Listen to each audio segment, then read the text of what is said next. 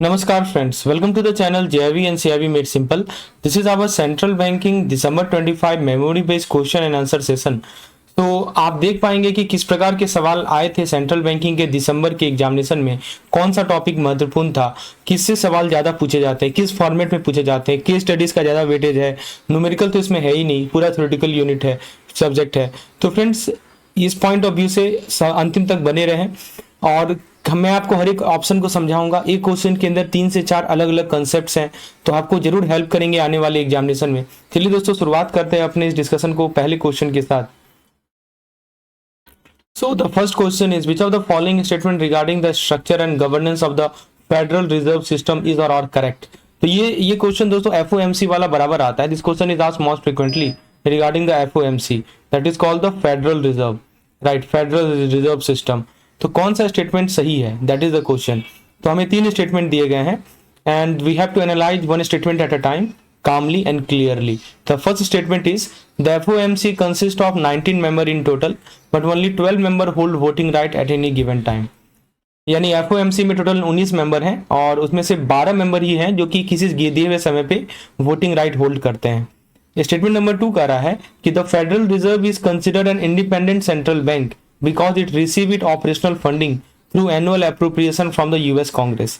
यानी इसको इंडिपेंडेंट माना जाता है क्योंकि ये अपना ऑपरेशनल फंडिंग जो है एनुअल अप्रोप्रिएशन से रिसीव करता है। स्टेटमेंट नंबर 3 कह रहा है कि जो फुल टर्म, देखिए यहाँ पे अलग चीज है, जो हम फेडरल रिजर्व की ही बारे में बात कर रहे हैं। एफओएमसी के जो बोर्ड ऑफ गवर्नर होते हैं ना, उसमें जो फुल टर्म होता है किसी मेंबर का वो 14 साल का होता है, with 1 member term beginning every 2 year, right. यानी एक मेंबर का जो टर्म होता है हर एक 2 साल पे शुरुआत होता है। तो these 3 statement they have given and you have to tell me which one is correct. या करेक्ट आपको बताना है। तो ऑप्शन देखते हैं, listed the option 1 and 2, 2 and 3, 1 and 3 and all of the above. These are the 4। तो friends देखिए सबसे पहले लॉजिक को क्रैक करते हैं। एफओएमसी का फुल फॉर्म आपको पता होना चाहिए, federal open market committee, right. Federal open market committee इसको कहा जाता है एफओएमसी, राइट। तो ये वो बॉडी है जो कि इंटरेस्ट रेट और मॉनेटरी पॉलिसी डिसाइड करती है। जैसे भारत में आरबीआई है ना, उसी तरह से इंटरेस्ट रेट और मॉनेटरी पॉलिसी, राइट, डिसाइड करती है कहाँ की? तो ये डिसाइड करती है सर यूएस की। अब इसके अंदर कितने मेंबर्स है वो भी जान लीजिए। तो इसके अंदर दोस्तों टोटल मेंबर्स होते हैं हमारे 7 मेंबर्स होते हैं और 7 मेंबर्स होते हैं सर बोर्ड ऑफ गवर्नर के, right. 7 member of the board of governor. और इसके अलावा जो 12 regional federal reserve, 12 regional member होते हैं। 12 जो होते हैं regional federal reserve bank president होते हैं। तो कुल मिलाकर कहा जाए तो 7 + 12 यानी कि 19 मेंबर्स हैं। ओके, लेकिन यहाँ पे एक ट्विस्ट है। एक ट्विस्ट ये है सर, जितने भी मेंबर्स होते हैं ना, they do not vote at the same time. Vote at the rate same time, the answer is no. सभी लोग एक साथ वोट नहीं करते। एक्चुअली सवाल है कि कौन वोट करता है, आइए इसका जवाब देते हैं। तो who vote, right, this is a very good question. ठीक है, सब लोग एक साथ वोट नहीं कर रहे हैं, तो वोट दे कौन रहा है? तो वोट दे रहे हैं sir 7 board of governor. 7 board of governor vote दे रहे हैं। और कौन वोट दे रहा है? जो न्यूयॉर्क के फेड हैं, जो न्यूयॉर्क के फेड हैं वो न्यूयॉर्क के जो फेडरेशन है, प्रेसिडेंट जो है, राइट, वो इनके प्रेसिडेंट जो है, फेड के प्रेसिडेंट जो है वो इनकी परमानेंट वोटर हैं। और 4 रीजनल प्रेसिडेंट होते हैं, 4 रीजनल प्रेसिडेंट। टोटल वोटर कितने होंगे? 7, 1, 8, 4, 12 वोटर्स हैं। तो स्टेटमेंट नंबर 1 को यदि हम देखें तो कह रहा है कि it consist of 19 member in total, out of which 12 member vote. Correct है, ये बिल्कुल करेक्ट है। 2 को जरा देखते हैं। 2 में कह रहा है कि फेडरल रिजर्व इज कंसिडर्ड, क्या कह रहा है? It is considered independent because it receive funding from annual appropriation of the US Congress. क्या लगता है दोस्तों? ये स्टेटमेंट सुनने में लॉजिकल लग रहा है, लेकिन एग्जैक्टली सही सच्चाई का ना अपोजिट है ये। क्योंकि दोस्तों फेडरल रिजर्व जो होता है ना, वो कोई कांग्रेस से पैसा नहीं लेता। ये लिखा है ना, फंडिंग इनको यूएस कांग्रेस से आता है। नहीं दोस्तों, they did not take any money from the US Congress. इनका अपना इनकम है, राइट। कहाँ से इनकम आता है सर, वो भी थोड़ा देख लेते हैं। तो देखिए, जो हमारे फेड रिजर्व होते हैं ना, इनका इनकम आता है इंटरेस्ट ऑन सिक्योरिटी, राइट। जो भी सिक्योरिटी इशू करते हैं उस पर इंटरेस्ट ऑन सिक्योरिटीज या बैंकिंग ऑपरेशन के माध्यम से, राइट। इसीलिए इसको इंडिपेंडेंट माना जाता है Federal Reserve, that's why they are considered independent. यदि कांग्रेस इसको फंड करेगा ना तो कांग्रेस को कंट्रोल कर सकता है, इसीलिए कंट्रोलिंग पावर नहीं है कांग्रेस की, तो ये गलत है। और तीसरा क्या कह रहा है, A full term for a member of the board of governor is 14 year with one member term beginning every 2 year। देखिए दोस्तों, प्रत्येक गवर्नर जो होते हैं ना वो 14 साल तक सर्व करते हैं, राइट। इसको आप ऐसे याद रखिए, जितने भी गवर्नर होते हैं, right, they serve for 14 years, okay, they serve for 14 years.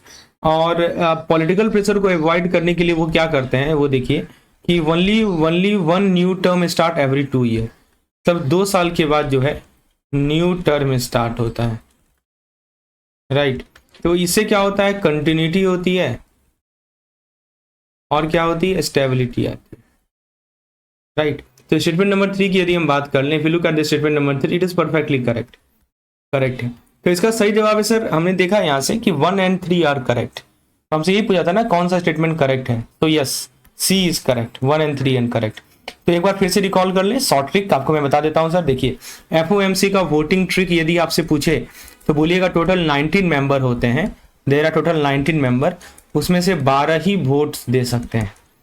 और एक और चीज याद रखिएगा, 7 उसमें से गवर्नर होते हैं प्लस एक न्यू जो वोटिंग पावर होते हैं उसकी बात कर रहे हैं, राइट, न्यूयॉर्क के फेड के प्रेसिडेंट होते हैं प्लस 4 रोटेशनल होते हैं, यही 12 वोट देते हैं।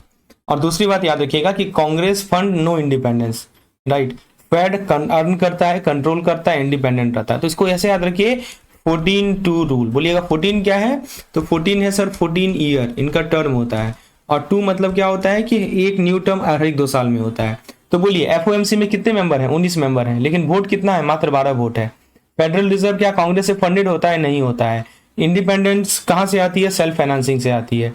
और बोर्ड ऑफ गवर्नर जो होते हैं वो आपको पता है दोस्तों 14 ईयर के टर्म्स को सर्व करते हैं, राइट, 14 ईयर के टर्म को सर्व करते हैं, ये ध्यान रखना है।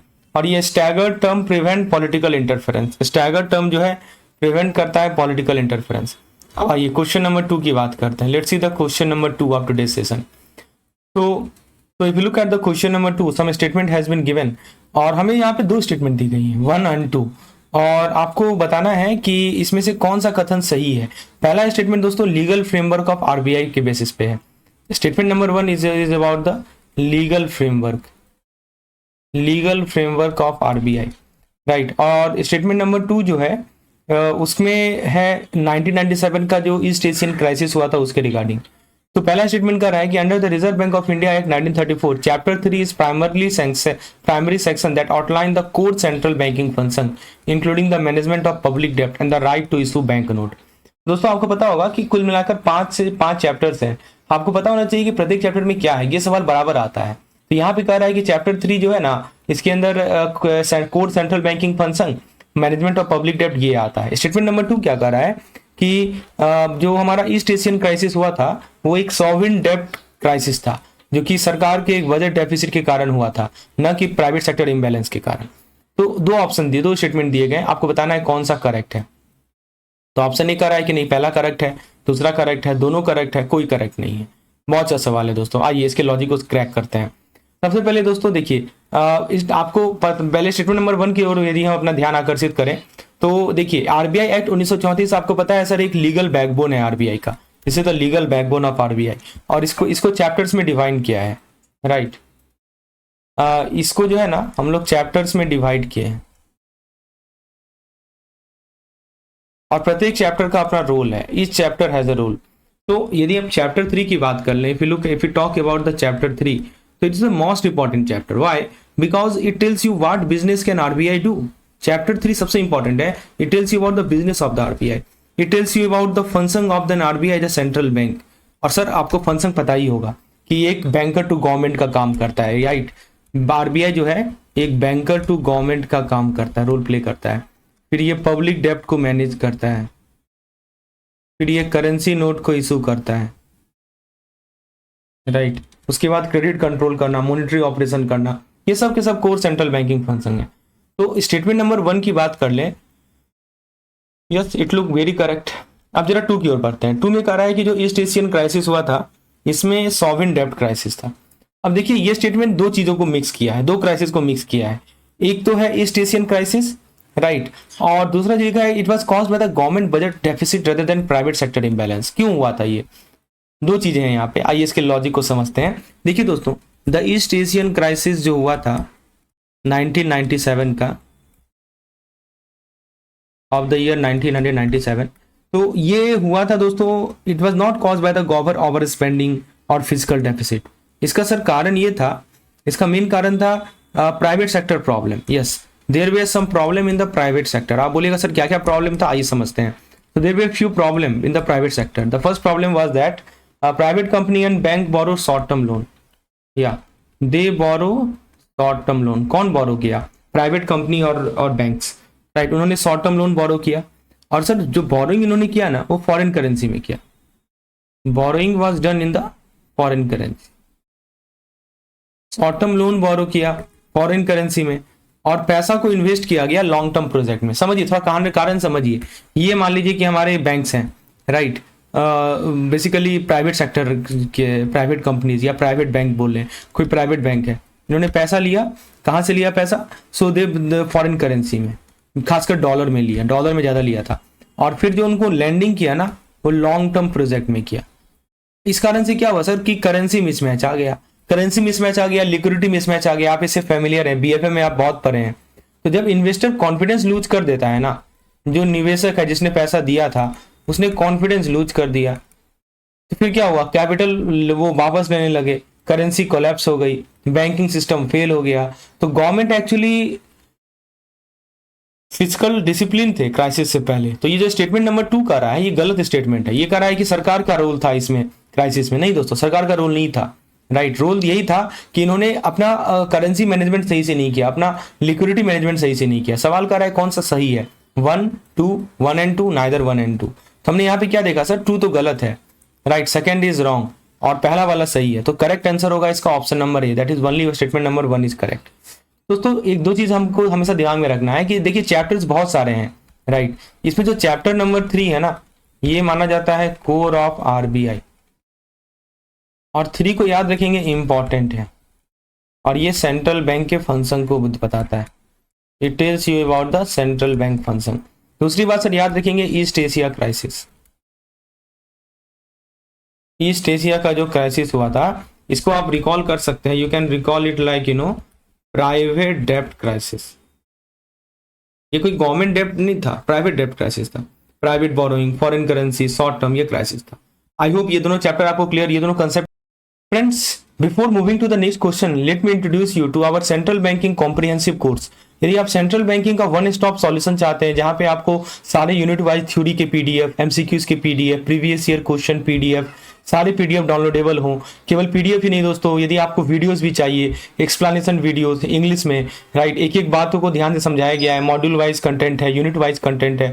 जैसे मॉड्यूल ए में जाएंगे तो उसके अंदर आपको सेपरेट यूनिट्स दिखेंगे, सभी यूनिट्स के अंदर आपको थ्योरी वीडियोस एकदम सिंपल भाषा में समझाए गए हैं। मॉड्यूल वाइज रिवीजन वीडियोस हैं। इसके अलावा दोस्तों आपको केवल इतना ही नहीं, मॉक टेस्ट प्रैक्टिस करना है, यदि unit wise mock test, full length mock test, और साथ ही साथ दोस्तों यदि आपको कैप्सूल कंटेंट चाहिए लास्ट मिनट रिवीजन के लिए, what to study, top 200 MCQs, तो फ्रेंड्स आप हमारे कॉम्प्रिहेंसिव कोर्स में इनरोल हो सकते हैं। विशेष जानकारी के लिए मुझे व्हाट्सएप कर सकते हैं नीचे दिए गए नंबर पर, या आप इस कोर्स के इस वीडियो के डिस्क्रिप्शन में भी इसका लिंक चेक कर सकते हैं। Shift our focus to the question number 3। Question number 3 में दोस्तों हमें 3 स्टेटमेंट दिए गए हैं regarding the monetary policy committee. This is the frequently tested question and interest rate benchmark. 3 statement दिए गए हैं, आपको बताना है कौन सा कथन सही है। Statement number 1, the external member of the monetary policy committee are appointed by the central government and hold office for a period of 4 year. यानी जो हमारे एक्सटर्नल मेंबर होते हैं एमपीसी के, वो सेंट्रल गवर्नमेंट अपॉइंट करती है और उनका 4 साल का टेनर होता है और वो रीअपॉइंटमेंट के लिए एलिजिबल नहीं होते। 2 कह रहा है कि देखो सेंट्रल बैंक बहुत सारे इंडिकेटर यूज करती है, जबकि मनी सप्लाई या money aggregate traditionally considered preferable immediate target होता है to influence the final goal. And C कह रहा है कि जो आरबीआई का स्टडी ग्रुप था, जिसको कहा गया सर जानकी रमन कमेटी। दोस्तों अभी से मुझे एक बात याद आ गया है, ये अपना जो सेंट्रल बैंकिंग है ना, बहुत सारी कमिटीज हैं। मैंने एक सेपरेट मास्टर वीडियो बनाया था सारे कमिटीज को लेकर। यदि आप उसका लिंक देना चाहते हैं ना, तो डिस्क्रिप्शन में लिख दीजिए कमिटी, केवल कमिटी लिखिएगा तो मैं आपको उसका लिंक दे दूंगा। सर स्टेटमेंट नंबर 3 में कह रहा है कि the RBI study group Janakiraman committee in the 2017 recommended moving away from internal benchmark like MCLR toward external benchmark highlighting the T-bill rate, CD rate or MIBOR. So these are the three statement. Option they have given 1 and 2, 2 and 3, 1 and 3, all of the above. तो कुल मिलाकर आपको ये बताना है sir कि इसमें से कौन सा स्टेटमेंट जो है वो हमारा सही है। आइए एक एक करके डिकोड करते हैं। पहले मैं आपको एमपीसी का उसका स्ट्रक्चर बता देता हूँ। एमपीसी का जो कंपोजिशन होता है वो मैं आपको रिकॉल करवा देता हूँ। आप जानते हैं दोस्तों प्रत्येक एमपीसी में कितने मेंबर होते हैं? There are 6 members in MPC. और सर ये 6 मेंबर का बाइफर्केशन कैसे होता है देख लीजिए। 3 जो होते हैं वो आरबीआई से आते हैं और सर 3 जो होते हैं वो हमारे एक्सटर्नल मेंबर होते हैं। 3 from RBI and 3 are from external member. अब सर ये एक्सटर्नल मेंबर कौन कौन से हो सकते हैं? तो मैं आपको इसको बता देता हूँ। देखिए एक्सटर्नल मेंबर को फर्दर हम बाइफर्केट करते हैं। कुछ हमारे सेंट्रल गवर्नमेंट से अपॉइंट होते हैं, राइट। ऑब्वियसली ये सब के सब सेंट्रल गवर्नमेंट से भी अपॉइंट होते हैं। इनको 4 साल का टेनर दिया जाता है और इनको रीअपॉइंटमेंट नहीं किया जाता। They are not allowed to be reappointed. समझे? ये इससे क्या होता है कि एमपीसी स्वतंत्र होता है। अब बार बार एक ही आदमी, तो दोस्तों 4 साल का इनका टेनर होता है, रीअपॉइंटमेंट होती है, राइट। दे आर रीअपॉइंटेड और सॉरी रीअपॉइंटमेंट नहीं होती, सॉरी सेंट्रल गवर्नमेंट अपॉइंट करता है। इससे क्या होता है एमपीसी इंडिपेंडेंट होता है, कोई गवर्नमेंट या आरबीआई का प्रेशर नहीं होता डिसीजन मेकिंग में। तो यदि स्टेटमेंट नंबर 1 को देखा जाए एग्जैक्टली यही पॉइंट तो कर रहा है ये तो बिल्कुल सही है। चलिए उसके बाद अगला सवाल स्टेटमेंट देखते हैं। तो यहाँ पे बात हो रही है सर मनी सप्लाई या बात हो रही है मॉनेटरी एग्रीगेट। तो ये कह रहा है कि traditionally considered a preferable intermediate target to achieve price stability. तो पहले मैं आपको इसको समझने के लिए मैं आपको मॉनेटरी पॉलिसी चेन को एक बार समझा देता हूँ। देखिए सर ऐसा होता है कि हमारे कुछ पॉलिसी के टूल्स होते हैं, राइट। और इन टूल्स के माध्यम से हमें टारगेट मिलती है जिसको हम लोग बोलते हैं इंटरमीडिएट टारगेट, ठीक है। और फिर इसके बाद हमारा फाइनल गोल होता है। तो ये एक फ्लो है। तो जो फाइनल गोल होता है सर वो क्या होता है? वो है हमारा प्राइस स्टेबिलिटी। फाइनल गोल क्या है हमारा? प्राइस स्टेबिलिटी है, राइट। इसको हम लोग बोलते हैं इन्फ्लेशन कंट्रोल। इन्फ्लेशन कंट्रोल ये हमारा फाइनल गोल है। ट्रेडिशनली सेंट्रल बैंक जो है ना क्या यूज करते थे? ट्रेडिशनली सेंट्रल बैंक यूज करते थे मनी सप्लाई। सेंट्रल बैंक जो है मनी सप्लाई जैसे M1 हो गया, M3 हो गया, इसको सेंट्रल बैंक यूज करते थे इंटरमीडिएट टारगेट के रूप में। मतलब आप यदि मनी के ग्रोथ को कंट्रोल कर लेंगे ना तो आप इन्फ्लेशन कंट्रोल कर लेंगे, ये कहना है, राइट। फाइनल गोल एक ही चीज है कि प्राइस को स्टेबल रखा जाए, इन्फ्लेशन कंट्रोल रखा जाए। सेंट्रल बैंक M1 जानते हैं ना, और M3 भी जानते हैं, ब्रॉड मनी नैरो मनी होता है। लेकिन आज का जो मॉडर्न सेंट्रल बैंकिंग है including RBI, central bank including RBI, वो डायरेक्टली इन्फ्लेशन टारगेटिंग को यूज करते हैं। पहले इंटरमीडिएट टारगेटिंग गया, डायरेक्टली वो इन्फ्लेशन टारगेटिंग को यूज करते हैं। They know longer use the intermediate targeting. यदि समझना है डिटेल में क्या होता है सर तो हमारे वीडियो कोर्स का आप हेल्प ले सकते हैं। मैंने डिटेल में समझाया है कि इंटरमीडिएट टारगेटिंग क्या होता है और इन्फ्लेशन टारगेटिंग क्या होता है। एक क्लासिकल थ्योरेटिकल कंसेप्ट है और ये बार बार एग्जाम में पूछा जाता है। यही तो कह रहा है कि while central bank use various indicator, the money supply और monetary aggregate is traditionally considered the preferred intermediate target. Exactly सही स्टेटमेंट है। तीसरा कह रहा है कि जानकी रमन कमेटी की बात हो रही है। इन्होंने इंटरनल बेंचमार्क को जैसे एमसीएलआर को हटाकर एक्सटर्नल बेंचमार्क की तरफ फोकस किया। ऑब्वियस सी बात है दोस्तों, पहले बैंक जो है ना इंटरनल बेंचमार्क यूज करते थे, राइट। जैसे बेस रेट हो गया, एमसीएलआर हो गया। लेकिन दिक्कत क्या थी कि आरबीआई ने मान लीजिए रेपो रेट को कम किया, ठीक है। तो लेकिन बैंक का लैंडिंग रेट तुरंत नहीं बदलता था, क्या होता था चेंज, लेकिन बहुत समय लगता था। करने का मतलब कि जो मॉनेटरी पॉलिसी का ट्रांसमिशन था ना वो काफी स्लो था, राइट। तो जो जानकी रमन कमेटी 2017 में बनी थी ना, इन्होंने इस इशू को पढ़ा और फिर रिकमेंड किया कि नहीं भाई अब तो तुम एक्सटर्नल बेंचमार्क ही यूज करो, खासकर जैसे treasury bill rate, certificate of deposit rate, MIBOR use करो, रेपो रेट यूज करो, राइट। इससे क्या होता है कि तुम्हारा ट्रांसमिशन फास्ट होगा, राइट। ट्रांसमिशन जो होगा ना एक्सटर्नल बेंचमार्किंग का वो फास्ट होगा और लैंडिंग रेट भी ट्रांसपेरेंट होगा।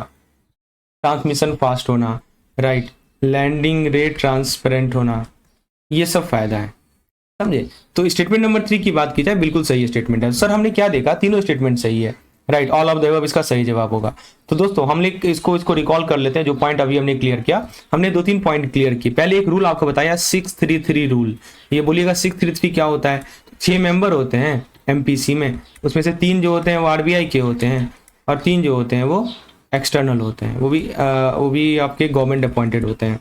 फिर दोस्तों दूसरा चीज हमने ये देखा कि मनी जो है ना इन्फ्लेशन को कंट्रोल करता है, मनी कंट्रोल इन्फ्लेशन, राइट। और खासकर स्पेशली मैंने आपको बताया, ऐसे याद रखिए कि जो हमारे इंटरमीडिएट टारगेट होते हैं, राइट, जो इंटरमीडिएट टारगेट होते हैं वो है हमारा मनी सप्लाई। मनी सप्लाई एक तरह का इंटरमीडिएट टारगेट है। और बेंचमार्क शिफ्टिंग भी आपको बताया, जानकी रमन कमेटी याद रखेंगे। चलिए क्वेश्चन नंबर 4 की तरफ तैयार हैं आप लोग? बिल्कुल। आइए क्वेश्चन नंबर 4 को देखते हैं। सवाल कह रहा है सर, ये देखिए, this is our question, with reference to the national income and per capita income in India which of the following statement is or are correct.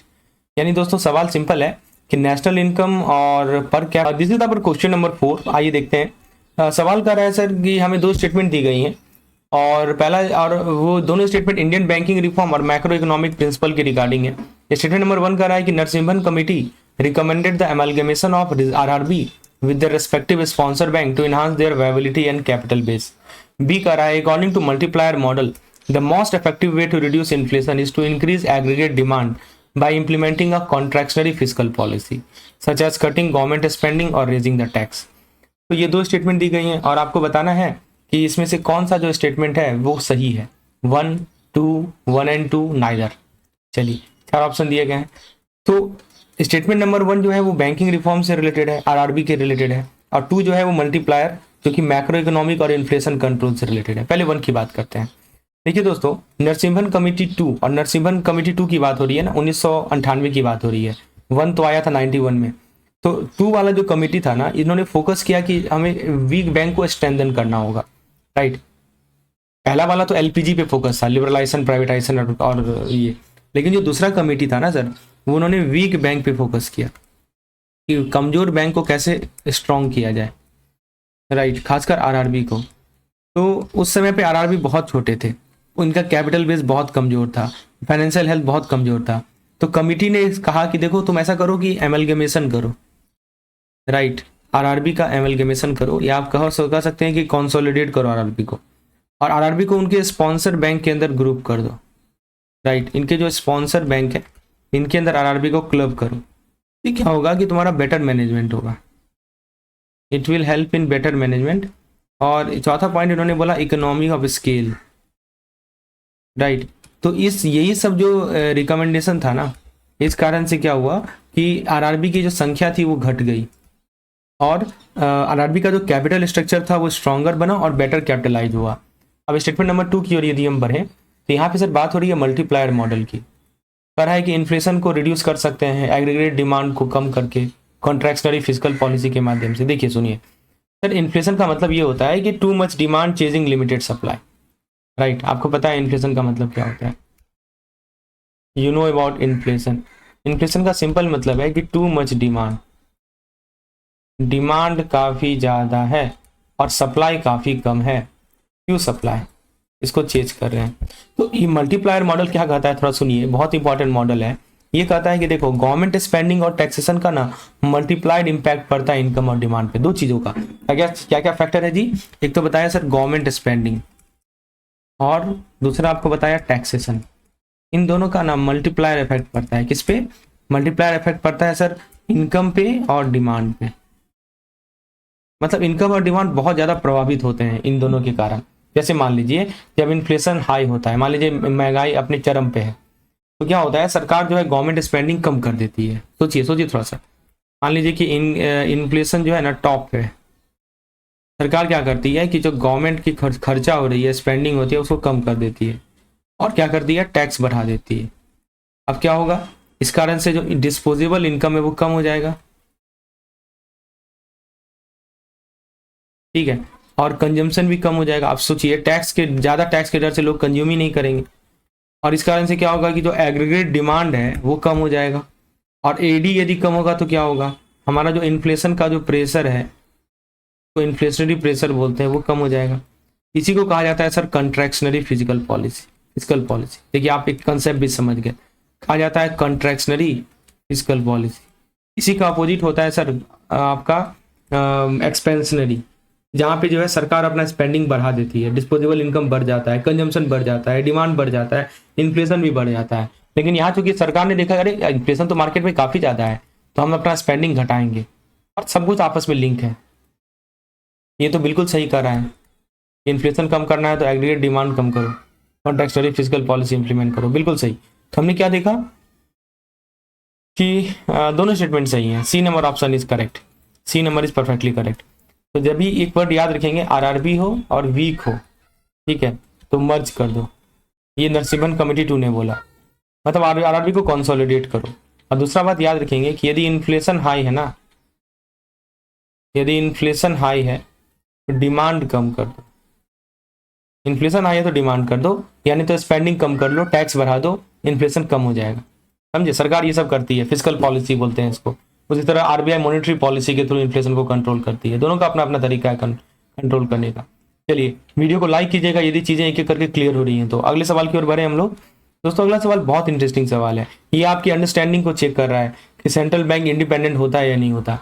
Right, सवाल ये कर रहा है कि सेंट्रल बैंक को हम लोग कैटेगराइज करते हैं अलग अलग डायमेंशन में। सेंट्रल बैंक इंडिपेंडेंस, तो दो स्टेटमेंट दिए गए हैं, दो सिनेरियो दिए गए हैं और तीन सिनेरियो हैं एक्चुअली, और आपको बताना है कि आपको तीन रियल लाइफ सिनेरियो दिए गए हैं और उसको करेक्ट टाइप ऑफ इंडिपेंडेंस से मैच करना है, यानी match the following type question है।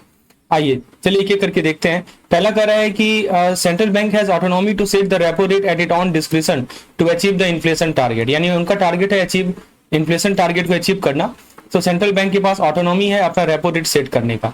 बी कह रहा है कि the central bank is legally prohibited from directly financing the government budget deficit ensuring it has own source of funding, यानी सेंट्रल बैंक को प्रोहिबिट किया गया है, रोका गया है कि तुम गवर्नमेंट बजट को डेफिसिट को डायरेक्टली फाइनेंस नहीं कर सकते और इंश्योर करोगे अपना सोर्स ऑफ फंडिंग होना चाहिए, सेंट्रल बैंक को कहा गया है।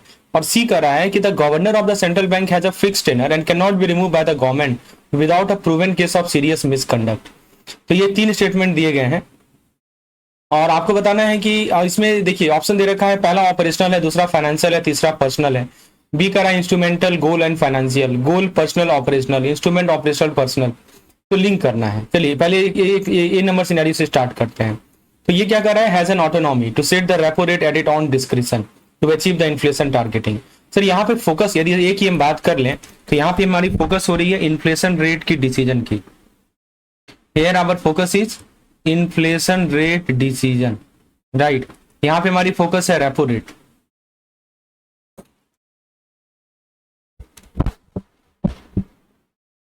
इन्फ्लेशन रेट डिसीजन, दूसरा है रेपो रेट और तीसरा है policy tool use to control inflation, यानी किस प्रकार के टूल यूज की जा रही है। इसका मतलब सरकार जो है सेंट्रल बैंक को नहीं बताती है कि टूल कैसे यूज करो, बैंक फ्री है डिसाइड करने के लिए कि कौन सा इंस्ट्रूमेंट को कब यूज करना है, राइट। इसे ही कहा जाता है sir, this is called the operational independence. इसको नोट कर लीजिएगा, बहुत इंपॉर्टेंट लाइन में बता रहा हूं, this is called operational independence, right. तो सिनेरियो नंबर ए जो है हमारा, the scenario number A, this is the perfect case of, this is the perfect case of operational independent. चलिए बी को देखते हैं। बी में कह रहा है कि central bank is legally prohibited from directly financing the government budget deficit. तो ये जो सिनेरियो नंबर बी है ना, ये पैसा के बारे में है, this is about the money, okay. तो यदि सेंट्रल बैंक को फोर्स किया जाए कि तुम गवर्नमेंट डेफिसिट को फंड करो, कोई सेंट्रल बैंक है उसको हमने फोर्स किया कि तुम गवर्नमेंट डेफिसिट को फंड करो, राइट, और या डिपेंड करो गवर्नमेंट पे अपने बजट के लिए, तो ये इंडिपेंडेंस तो मीनिंगलेस है ना। जब सेंट्रल बैंक का अपना इनकम है वो उसको फोर्स नहीं कर सकते कि आप पैसा छापे सरकार के स्पेंडिंग के लिए, तो इसको कहा जाता है सर फाइनेंशियल इंडिपेंडेंस। क्या कहा जाता है, फाइनेंशियल इंडिपेंडेंस, मतलब स्वतंत्र रूप से अपना फाइनेंसिंग देखेंगे। तो इससे क्या होता है कि बैंक को गवर्नमेंट का एटीएम बनने से रोका जाता है, राइट। तो ये हमारा आता है कि फाइनेंशियल इंडिपेंडेंस। और तीसरा केस है कि central bank has a fixed tenure and can not be remove, governor, right, has a fixed tenure and can not be remove without proven misconduct. दोस्तों ये हमारे सिक्योरिटी ऑफ टेनर की बात हो रही है, प्रोटेक्शन फ्रॉम पॉलिटिकल प्रेशर की बात हो रही है। जी हाँ दोस्तों, गवर्नर को आप आर्बिट्रेरली रिमूव नहीं कर सकते, राइट, और उसका लीगल प्रोटेक्शन होता है। तो लीडरशिप बोल्ड, अनपॉपुलर और करेक्ट डिसीजन ले सकती है। तो सिनेरियो सी जो है सर हमारा, this is the perfect case of personal independence. ये हमारा परफेक्ट केस है पर्सनल इंडिपेंडेंस का, राइट। तो हमने क्या देखा, तीन सिनेरियो देखे, पहला है ऑपरेशनल, दूसरा है फाइनेंशियल, तीसरा है पर्सनल, राइट। तो करेक्ट आंसर हो जाएगा option number A, operational, financial and personal. तो इसको ऐसे याद रखिए कि जब आप रेपो रेट ऑपरेट करते हैं ना, तो रेपो रेट को ऑपरेट किया जाता है, राइट। जब गवर्नमेंट फंडिंग नहीं करती है सेंट्रल बैंक तो फाइनेंशियल इंडिपेंडेंस होता है, और जो पर्सन इन पावर होते हैं जैसे गवर्नर, राइट, वो पर्सनल इंडिपेंडेंस है। तो ऑपरेशनल, फाइनेंशियल, पर्सनल इंडिपेंडेंस को हमें ध्यान रखना है। क्वेश्चन नंबर 5 की बात कर ले। 5 में कहा जा रहा है कि under the prompt corrective action framework issued by RBI for NBFC which of the following statement is or are correct. यानी दोस्तों आरबीआई का जो पीसीए फ्रेमवर्क है, देखिए पीसीए फ्रेमवर्क आरबीआई ने एनबीएफसी के लिए भी दिया है, शेड्यूल कमर्शियल बैंक के लिए भी दिया है, दोनों को अच्छे से पढ़ लीजिए, बहुत इंपॉर्टेंट है। तो कौन सा कथन सही है, आइए देखते हैं स्टेटमेंट वाइज। पहला कह रहा है कि PCA framework is applicable to all the government on NBFC and housing finance company to ensure systemic stability. 2 कह रहा है कि जो सीआईसीज होते हैं, कोर इन्वेस्टमेंट कंपनी होते हैं, उनके लिए की monitoring parameter capital, asset quality और लिवरेज होता है। 3 कह रहा है कि मैंडेटरी एक्शन जो इस फ्रेमवर्क के अंदर है, उसके अंदर डिविडेंड डिस्ट्रीब्यूशन पे रोक लगाना, requirement for promoter to infuse additional capital, ये आता है। 1 and 2, 2 and 3, ओनली 3, और लास्ट ऑप्शन दे रखा है ऑल ऑफ द अबव। कौन सा सही है ये बताना है, आइए देखते हैं। पहले हम लोग स्टेटमेंट नंबर 1 की बात करते हैं। PCA framework is applicable to all the government on NBFC NHFC. देखिए दोस्तों, आरबीआई ने क्या किया है, कुछ एंटिटीज को एक्सक्लूड किया है इस पीसीए फ्रेमवर्क से। इसमें हमारे गवर्नमेंट ऑन एनबीएफसी होते हैं, मतलब गवर्नमेंट ऑन एनबीएफसी के लिए पीसीए फ्रेमवर्क नहीं है। हमारे एचएफसी के लिए, हाउसिंग फाइनेंस कंपनी के लिए पीसीए फ्रेमवर्क नहीं है। जो हमारे प्राइमरी डीलर होते हैं, इनके लिए नहीं है, राइट। तो ये पीसीए फ्रेमवर्क कहाँ पे अप्लाई होता है वो जरा देख लीजिए। कहाँ नहीं होता है वो तो हमने देख लिया, कहाँ अप्लाई होता है सर। तो ये अप्लाई होता है जो हमारे डिपॉजिट टेकिंग एनबीएफसी होते हैं ना, those NBFC which are deposit taking, उनके लिए होता है। और कहाँ होता है सर, जो नॉन डिपॉजिट टेकिंग एनबीएफसी हैं, नॉन डिपॉजिट टेकिंग एनबीएफसी हैं हमारे मिडिल लेयर में, अपर लेयर में या टॉप लेयर में, राइट, उनके लिए है। तो याद रखिएगा कि पीसीए जो है ना, सारी गवर्नमेंट एनबीएफसी एचएफसी के लिए एप्लीकेबल नहीं है। तो स्टेटमेंट नंबर 1 की बात की जाए वो गलत है, ये कह रहा है सबके लिए एप्लीकेबल है, नहीं। 2 की बात कर ले तो सीआईसी की बात की जा रही है। क्या बात कर रहा है कि सीआईसी के लिए जो मॉनिटरिंग पैरामीटर आता है कैपिटल, एसेट क्वालिटी और लिवरेज है।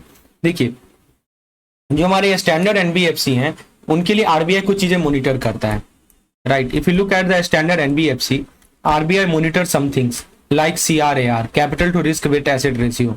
दूसरा चीज जो मॉनिटर की जाती है वो है नेट एनपीए, यानी एसेट क्वालिटी भी बोलते हैं इसे हम लोग, नेट एनपीए बोलिए या एसेट क्वालिटी बोलिए। लेकिन जो हमारे सीआईसीज हैं, सीआईसीज क्या होते हैं, कोर इन्वेस्टमेंट कंपनीज, ये अलग होते हैं। क्यों? क्योंकि इनका जो बिजनेस है ना, ये मेनली क्या है, होल्डिंग इन्वेस्टमेंट। इनका जो बिजनेस है वो है होल्डिंग इन्वेस्टमेंट, और इनका बिजनेस होल्ड, चूंकि इन्वेस्टमेंट होल्डिंग है तो एक्सेसिव बोरोइंग जो है रिस्की हो जाता है, ज्यादा बोरो नहीं कर सकते, राइट। क्योंकि ये इन्वेस्टमेंट होल्ड करते हैं तो बोरो नहीं कर सकते, इसीलिए आरबीआई ने एक एक्स्ट्रा पैरामीटर ऐड किया है सीआईसी के लिए। और वो पैरामीटर क्या है कि सीआईसी के लिए आपको यदि मॉनिटर करना है तो आप उनके कैपिटल को देखिए, मतलब जो नेटवर्थ है एडजस्टेड, और एसेट क्वालिटी को देखिए यानी एनपीए को देखिए, और लीवरेज को देखिए कितना उन्होंने बोरो किया है, राइट। तो सीआईसी हमारे कोर इन्वेस्टमेंट कंपनी होते हैं, ये इन्वेस्टमेंट को होल्ड करते हैं, तो ज्यादा ये बोरो नहीं कर सकते, अदरवाइज इनका लीवरेज जो है बहुत खराब हो जाएगा, ज्यादा लीवरेज नहीं ले सकते। तो ये स्टेटमेंट नंबर 2 बिल्कुल सही है। सीआईसी के लिए जो की मॉनिटरिंग पैरामीटर है बिल्कुल सही लिखा है। तीसरा लिखा है sir, mandatory action under the framework में इंक्लूड रिस्ट्रिक्शन और डिविडेंड रिस्ट्रिक्शन। सर ये पीसीए फ्रेमवर्क में क्या आता है क्या नहीं आता ये भी बता दिया आपको। सीआईसी के लिए हमें क्या देखना होता है ये भी हमने देख लिया। अब पीसीए फ्रेमवर्क में 2 चीजें होती हैं, देखिए इसको मैं ऐसे बताता हूँ। ये हमारा पीसीए फ्रेमवर्क है, इसमें कुछ जो एक्शन होते हैं ना वो मैंडेटरी होते हैं, सम एक्शन आर मैंडेटरी, और कुछ जो एक्शन होते हैं ना वो डिस्क्रिशनरी होते हैं, समझे। कुछ मैंडेटरी है कुछ डिस्क्रिशनरी है, आप दोनों में अंतर क्या जरा समझिएगा। देखिए मैंडेटरी एक्शन जैसे कि बैन लगा दे डिविडेंड डिस्ट्रीब्यूशन पे, आपने क्या किया कि डिविडेंड डिस्ट्रीब्यूशन पे बैन लगा दिया, या मान लीजिए आपने ये प्रमोटर को बोला कि तुम फ्रेश कैपिटल लाओ, प्रमोटर को बोला कि तुम फ्रेश कैपिटल इन्फ्यूज करो, या आपने रिस्की एक्टिविटी के एक्सपेंशन पे लिमिट लगा दिया, एक्सपेंशन पे आपने लिमिट लगा दिया, तो ये मैंडेटरी है, ये सब कर सकते हैं आप। और इसलिए लिया जाता है ताकि डिपॉजिटर को प्रोटेक्ट कर सकें और फाइनेंशियल हेल्थ ऑफ एनबीएफसी को रिस्टोर कर सकें, ये मैंडेटरी एक्शन होता है, राइट। तो ये जो स्टेटमेंट कर रहा है यही तो कर रहा है कि डिविडेंड डिस्ट्रीब्यूशन पे रोक लगाना, राइट, और फिर प्रमोटर को बोलना फ्रेश कैपिटल इन्फ्यूज करो, एग्जैक्टली, राइट। तो करने का मतलब कि 2 और 3 यहाँ पे बिल्कुल सही जवाब है, 1 नहीं है। सही जवाब होगा सर ऑप्शन नंबर बी। तो याद रखिएगा पीसीए जो है, पीसीए का एप्लीकेबिलिटी ट्रिक याद रखिएगा कि जो सरकारी एनबीएफसी हैं या एचएफसी हैं इन पे नहीं लगता, और सीआईसी को एक एक्स्ट्रा एल चाहिए। सीआईसी को क्या चाहिए, एल चाहिए, एल मतलब लीवरेज, ताकि ये अन्य मतलब जरूरत से ज्यादा ये बोरो न कर लें। और ये जो वीक एनबीएफसी हैं, जो वीक एनबीएफसी, जो कमजोर एनबीएफसी हैं, जो पीसीए फ्रेमवर्क के अंदर आते हैं, ये डिविडेंड नहीं दे सकते, they can not give dividend, और इनको ज्यादा कैपिटल चाहिए। चलिए, कैपिटल इन्फ्यूज करने के लिए इनको ये प्रमोटर को कहा जाता है।